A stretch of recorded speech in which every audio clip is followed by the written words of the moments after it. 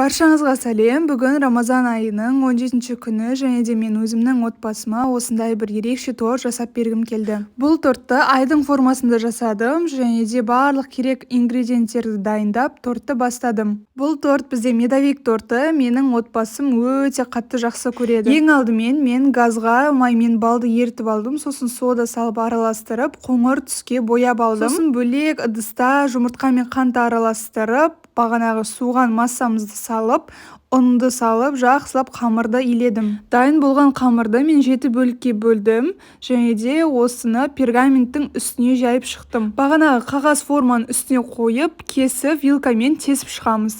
Мінекей, менде осындай коржда шықты, өте жұмсақ болып шығу керек және де мен осы тортқа сметана кремді пайдаланамын. Бұл торттың рецептісі менен сатып алып, өздеріңіздің отбасыларыңызға жасап берсеңіздер болады.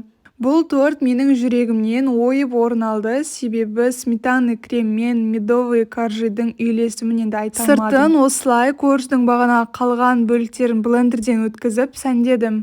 Дәмі енді бұрынғы Мадлен, Ладушкидағы медовый торттардан аумайды. Қыздар, сіздерге рецепт керек болса, менің дайректіме жазыңыздар, ал бізге ас болсын.